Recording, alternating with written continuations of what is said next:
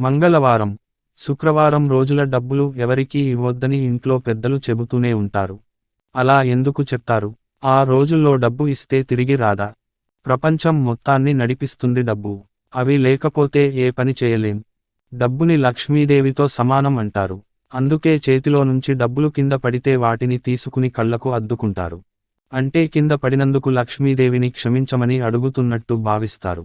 మనలో చాలా మంది మంగళవారం, శుక్రవారం డబ్బు ఎవరికీ ఇవ్వరు. ఆ రోజుల్లో ఎవరికైనా డబ్బులు ఇస్తే తిరిగి రావని, లక్ష్మీదేవి మన ఇంట్లో నుంచి వెళ్ళిపోతుందని నమ్ముతారు.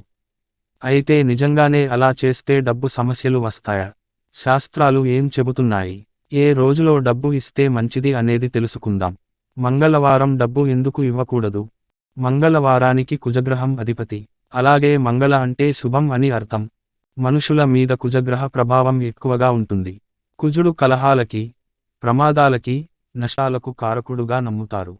అందుకే మంగళవారం నాడు ఎటువంటి శుభకార్యాలు తలపెట్టరు. అలాగే ఆ రోజు ఇల్లు బూజు దులపడం, గోళ్లు కత్తిరించడం, క్షవరం వంటి పనులు చేయరు.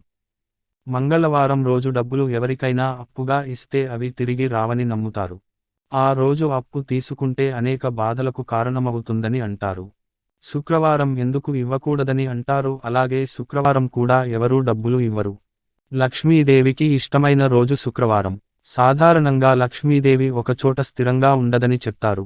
లక్ష్మీదేవి భృగుమహర్షి కుమార్తె. అందుకే శుక్రవారాన్ని భృగువారం అని కూడా పూర్వం పిలిచేవాళ్ళు. శుక్రవారం రోజు డబ్బులు ఇస్తే లక్ష్మీదేవిని ఇంటి నుంచి పంపించినట్టుగా భావిస్తారు. అలా చేస్తే కష్టాలు వెంటాడతాయని, ఎంత సంపాదించినా కూడా చేతిలో డబ్బు నిలవడం లేదని అనుకుంటారు. ఆడపిల్ల శుక్రవారం నాడు పుడితే అదృష్టంగా భావిస్తారు. ఇంట్లో సిరిసంపదలకు ఎటువంటి లోటు ఉండదని లక్ష్మీదేవి కటాక్షం పొందుతారని అంటారు. అందుకే ఆడపిల్లలని శుక్రవారం పూట అత్తింటికి పంపించరు. అలా చేస్తే పుట్టింటి లక్ష్మీదేవి అత్తింటికి వెళ్ళిపోతుందని నమ్ముతారు. శుక్రవారం పూట ఇల్లు శుభ్రం చేసేందుకు ఉపయోగించే పాత వస్త్రాలు ఉతకరు. అయితే ఇవన్నీ వాస్తవమేనా అంటే కాదని కొట్టిపడేస్తారు. మంగళ, శుక్రవారాల్లో డబ్బులు ఖర్చు చేసినా, అప్పుగా ఇచ్చినా చేతిలో డబ్బులు నిలవవు అనేందుకు ఎటువంటి శాస్త్రీయమైన ఆధారం లేదు.